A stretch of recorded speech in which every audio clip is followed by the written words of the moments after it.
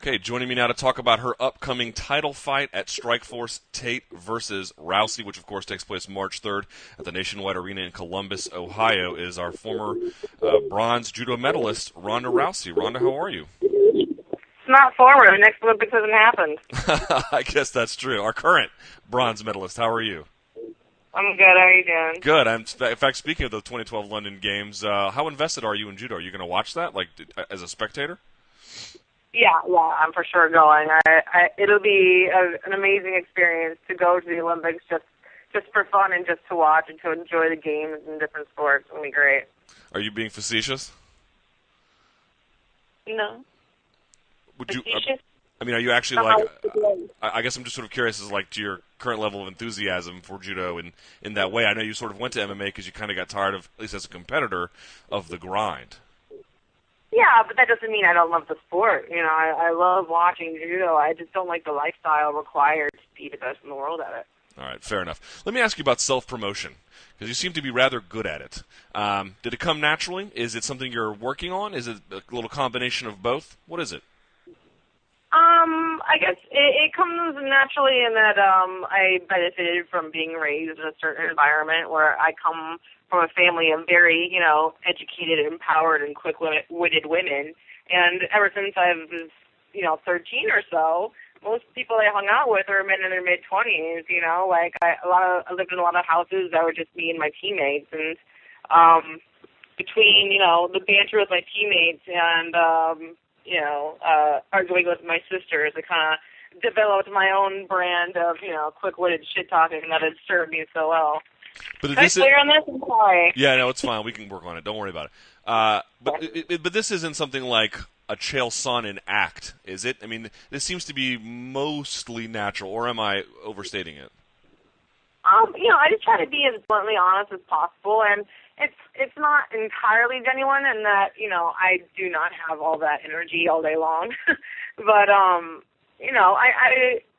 it's kind of an exaggerated, version of myself, I guess.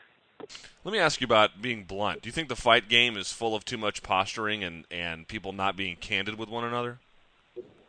I think that the women's side definitely does. I think that the men have a good balance of, fighters that, are much more soft-spoken and, are just there to compete, and, other fighters that, are much more showmen. But on the women's side, you really don't see any of that, any of the girls going out of their way to, market themselves at the expense of some criticism. And, that's why I really did a call-out on my last fight, because I realized that no other woman had done a call-out on TV before. So I was like, you know what? If I'm the first one to do it, it's bound to work, and it totally did. And I'm just trying to draw inspiration from, a lot of the men's fighters that have been using, using the exact same, tactics that I have. And I think if I was a man and doing the exact same things that I'm doing now, no one would really say boo about it. But because I'm a woman, and not a lot of the women have been, so outspoken and brash before, that it's become something that a lot of people like to pay attention to. Let's talk about drug testing and state athletic commissions versus WADA, which you've obviously done a lot of testing through WADA in your judo career. Which one's more rigorous, WADA or state athletic commissions? I would actually say that USADA is the worst one. Because I think that the United States drug testing is more stringent than the world drug testing.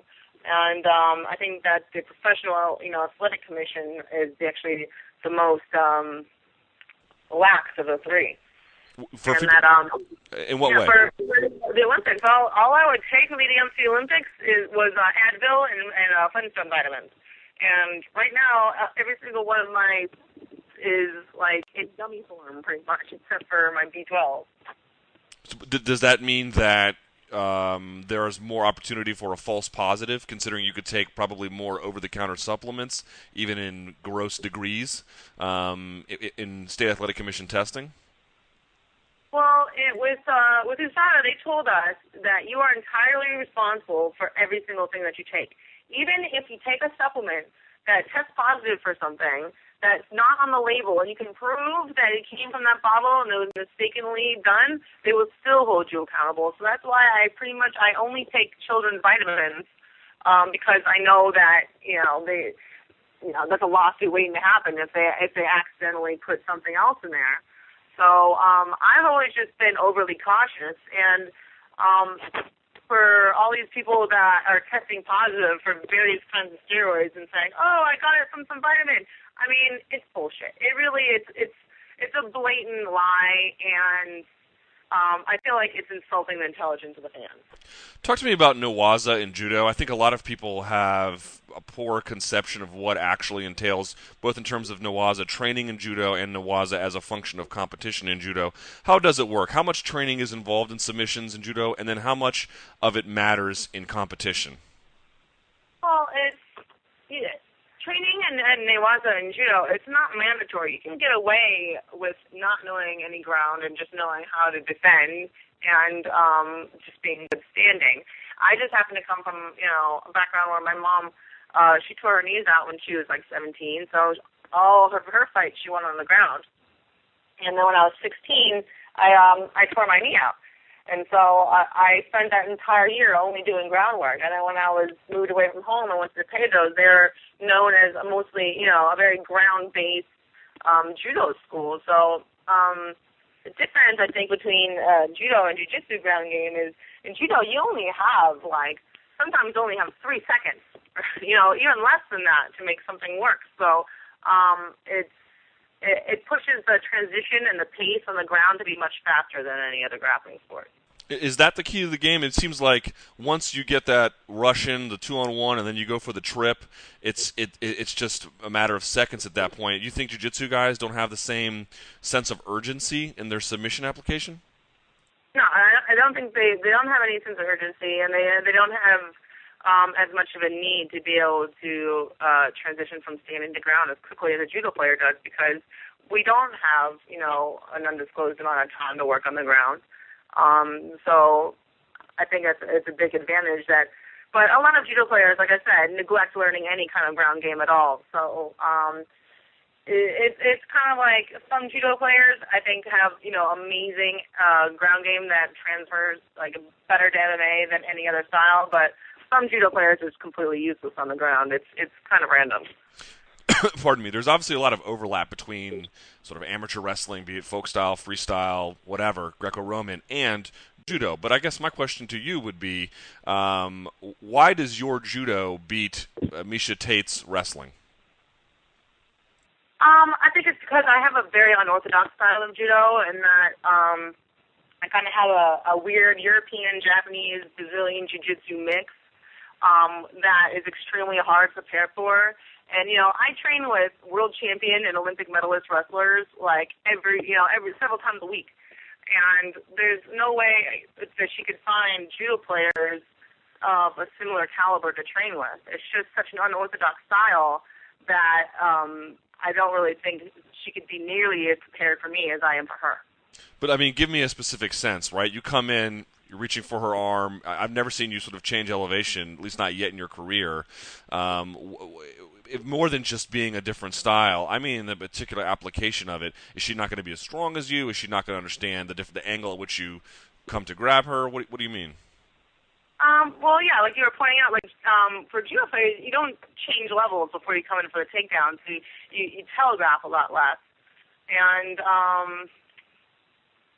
what was the rest of the question? I'm sorry. Disadvantage that judo players have in general? I mean, particularly your game as it relates to her, like the way in which you set up things. I don't know. Maybe the question is too specific, but I guess I'm just wondering. I talked to her, and her sense was that her wrestling really had a lot of different tools to stop your judo, and what you're telling me is actually quite the opposite, in the sense that she doesn't even know what she's in and getting her head into, basically. There's no way she can know, because I'm not a normal judo player, and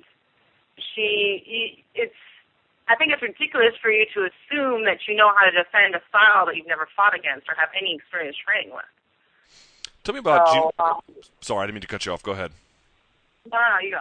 Well, tell me about Gina Carano. And I don't mean that to be sort of like superficial with the question, but in the sense that she has been able to leverage both ability and looks to a pretty strong degree at this point. Is she blazing a path that you'd like to follow, or are you looking for something different? Oh, she definitely is. If I didn't see what Gina was already doing, I wouldn't have become an MMA fighter because I wouldn't think that it would offer any kind of, long-term career for me. So, I mean, she has her own path and she's going about things her own way, but, yeah, I see that she's been successful, and I think that it would be dumb of me to not, look at what she's done and how she's succeeded and kind of pick and choose from her strategy and, make some of it my own. Have you seen Haywire? No, I'm going to on Saturday, and I'm so excited. Is that your kind of movie? A spy thriller chick beats the hell out of everyone kind of thing? You know what? Kind of, but I think I'm more just excited just because it's Gina and because it's, women's MMA, like, on the big screen. And I'm excited to see a girl actually throwing it down in a movie and have it actually look plausible. I'm tired of seeing all these movies like Salt and Colombiana and Charlie's Angels, where these girls are, like, dangerously, unhealthily thick thin, doing these completely, like, not even the least bit plausible fight scenes where you can tell they don't know what they're doing. You can tell they would never be able to hit anybody that hard, and it's going to be nice to see a girl throw down and have it actually look realistic. I have to say, I humbly would submit to you, very humbly, that maybe you're just watching bad movies, Rhonda. I mean, Colombiana, it's not Charlie's Angels. These are terrible movies, are they not?